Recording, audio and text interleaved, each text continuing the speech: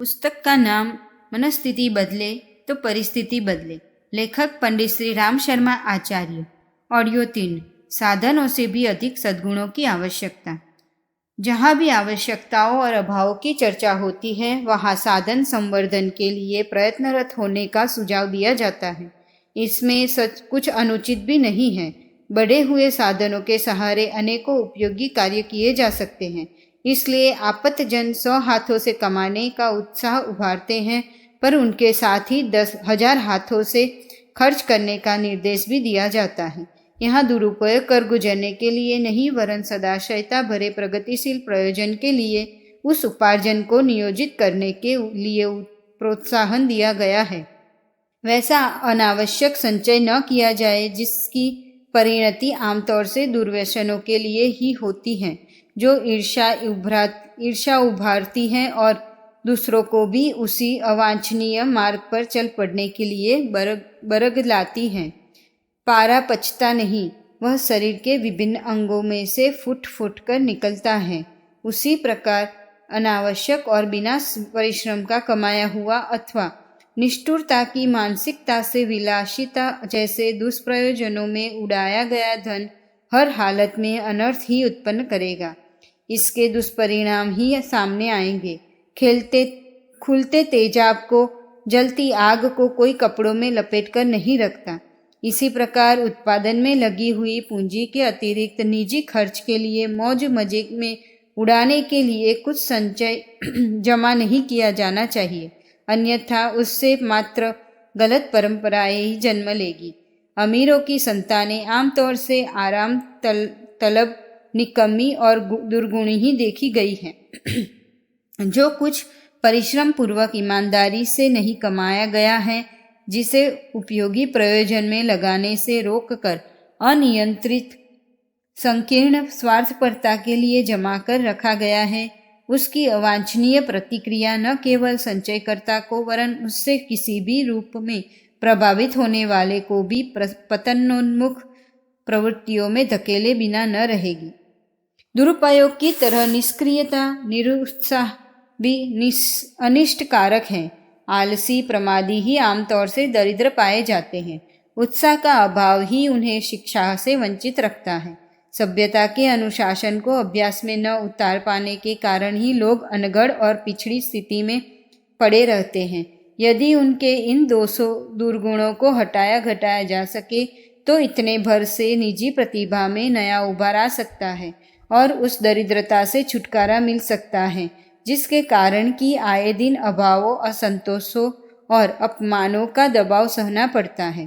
कहने को तो यूँ भी कहा जा सकता है कि अभावग्रस्त परिस्थितियों के कारण मनुष्य को त्रास सहने पड़ते हैं, पर गंभीरता के साथ निरीक्षण परीक्षण करने पर तो दूसरी ही बात सामने आती है।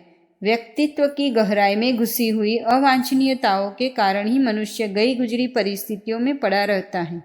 श्रमिकों में कितनी ही अच्छी कमाई करते हुए भी देखे जाते हैं, पर उनकी आदत में नशेबाजी, जुआ, आवारागर्दी जैसी कितनी ही बुरी आदतें जुड़ जाती हैं। जो कमाते हैं उसे गवा देते हैं और अभावों की शिकायत करते हुए ही जिंदगी गुजारते हैं। उनका परिवार भी इसी अनौचित्य की चक्की में पिसता और बर्बाद होता रहता है। बात श्रमिकों तक ही सीमित नहीं है, वह धनिकों के ऊपर और भी अधिक स्पष्ट रूप से लागू होती है। दुरुपयोग उन्हें भी दुर्गुणी दुर्व्यसनी बनाता ही है। अपव्यय के रहते किसी के पास खुशहाली रह सकेगी या उसके माध्यम से उपयोगी प्रगति संभव हो सकेगी, इसकी आशा अपेक्षा नहीं करनी चाहिए। धनिकों की, विद्वानों की, समर्थों की, कलाकारों की अपने देश में कमी नहीं।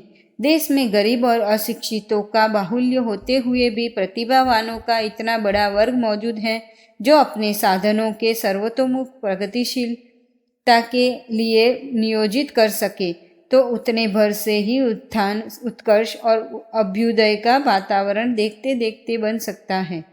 महापुरुषों का आलंकन 2 ही आधारों पर होता है। एक तो उनने समर्थता अर्जन के लिए कठोर प्रयत्न किया है, दूसरा उन उपलब्धियों को उदारता पूर्वक प्रगतिशीलता के पक्षधर सत् प्रयोजनों के लिए नियोजित कर दिया गया होता है। यह 2 कदम उठाने पर कोई महामानवों की पंक्ति में बैठ सकने की स्थिति में पहुंच जाता है। ऐसे लोगों का बाहुल्य जिस भी समुदाय में क्षेत्र में होगा, वहां न सौहार्द की कमी रहेगी, न समर्थता की, न प्रगतिशीलता की। उदारता, प्रामाणिकता और परमार्थ परायणता, यह तीन ही ऐसे गुण हैं जिनका उपार्जन अभिवर्धन करने पर व्यक्ति न केवल अपने को सुखी समुन्नत बना सकता है, वरन उसके क्रियाकलापों से संबद्ध समूचा परिकर ऊंचा उठता, आगे बढ़ता चलता जाता है।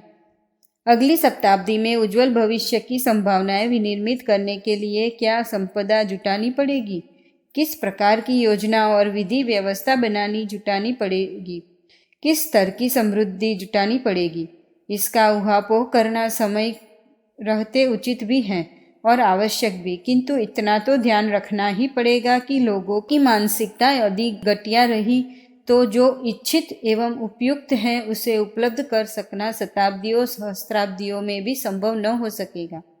साधनों का महत्व तो आवश्यक है, पर इतना नहीं कि उन्हें व्यक्तित्व के स्तर से भी ऊंचा माना जा सके। गरीब देशों के लोग सर्वथा निठल्ले निकम्मे ही रहते हो, ऐसी बात भी नहीं है। शरीर संरचना भी उनकी एक जैसी ही होती है। कई तो उनमें से शिक्षित और समर्थ भी रहते हैं। इतने पर भी गई गुजरी परिस्थितियां उनका पीछा नहीं छोड़ती। अभावों, कष्टों, विद्रोहों और संकटों का माहौल कहीं न कहीं से आ ही धमकता है। व्यक्ति को गरिमा संपन्न बना सकने में अड़ा रहने वाला अवरोध ही प्रधान इसका कारण होता है। इसके कारण या तो वे अभीष्ट अर्जन उत्पादन कर ही नहीं पाते, या फिर से उसे स्वभावगत अस्त व्यस्तता के कारण ऐसे ही गवा उड़ा देते हैं। इसके ठीक विपरीत यह भी पाया गया है कि साधु, सज्जन, सद्गुणी, सेवाभावी लोग नगण्य साधनों से सदाशयता की रीति नीति अपनाए हुए हंसता हंसाता और खिलता खिलाता जीवन जीते हैं। उन्हीं परिस्थितियों में न केवल स्वयं को वरन अन्य पिछड़े हुओं को भी ऊंचा उठाने, आगे बढ़ाने में समर्थ होते हैं। ऐसे ही आदर्शवादी शालीनता संपन्नों का अपना पुरातन इतिहास जीवंत स्थिति में रहा है।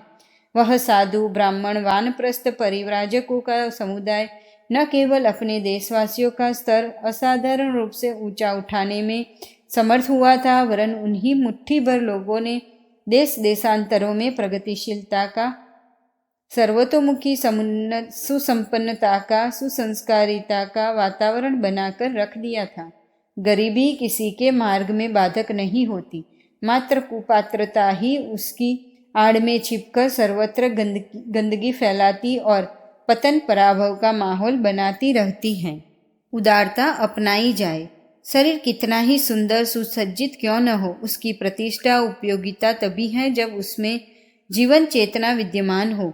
निष्प्राण हो जाने की स्थिति में तो तथाकथित प्रेम प्रकट करने वाले भी उसे हटा देने का जुगाड़ बनाने में लग जाते हैं।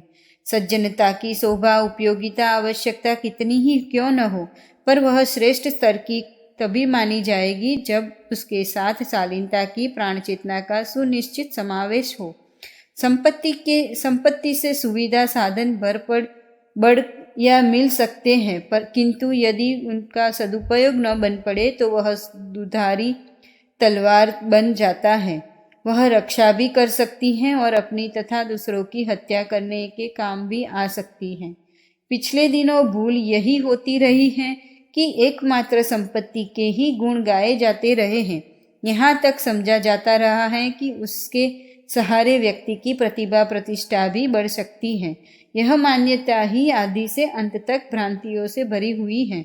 यदि ऐसा ही रहा होता तो धन संपन्नों के द्वारा लोक मंगल के श्रेष्ठ प्रयास बन पड़े होते और पिछड़ेपन का नाम निशान भी शेष नहीं कहीं न रहा होता। यदि सर्वसाधारण को पिछड़ेपन से, अभावग्रस्तता से उबारने में संचित संपदाओं को खर्च किया जा सका होता तो संसार का नक्शा ही बदल गया होता।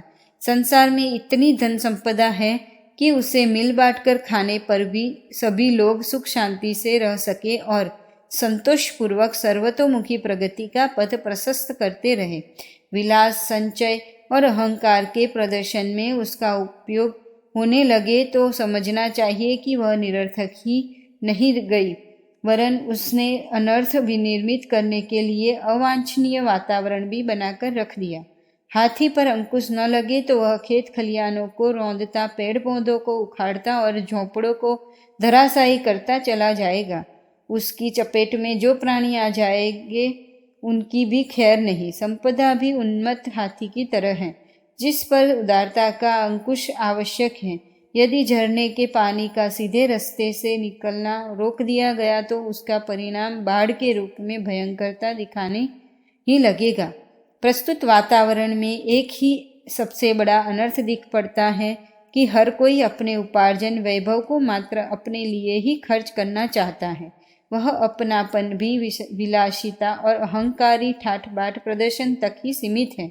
यह प्रचलन इसी प्रकार बना रहा तो इसका दुष्परिणाम अब से भी अधिक भयंकर रूप में अगले दिनों दृष्टिगोचर होगा। एक से बढ़कर एक अनर्थ संजोए जाते रहेंगे। पेट की एक सीमा है, उसे पूर्ण कर लेने पर भी अनावश्यक आहार खोजते चले जाने पर वह विग्रह उत्पन्न किए बिना नहीं रहेगा। उल्टी, दस्त, उदरसूल जैसी अवांछनीय परिस्थितियां ही उत्पन्न होगी।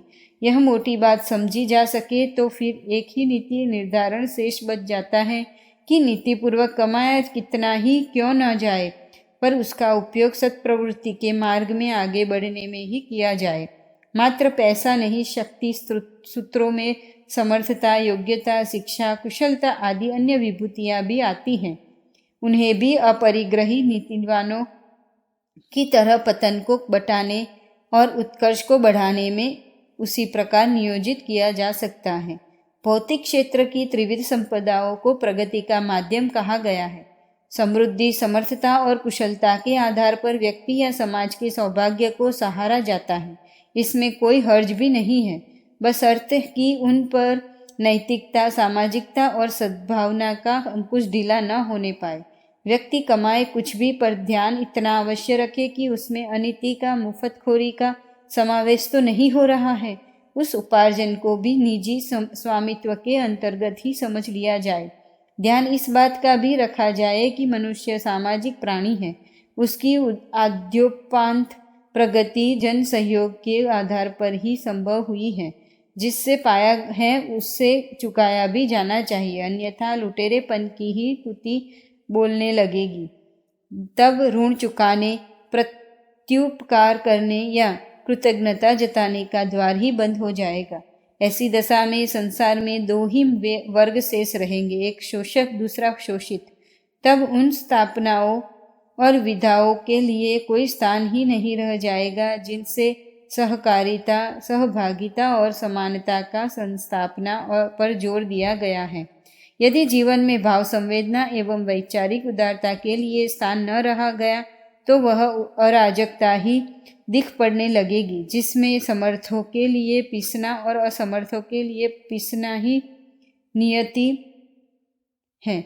ऐसा मत्स्य न्याय ही यदि मनुष्यों के लिए भी परंपरा बन जाए, फिर उस श्रेष्ठता के लिए कोई गुंजाइश ही न रहेगी जिसके कारण मनुष्य को देवत्व का उत्तराधिकारी माना गया है।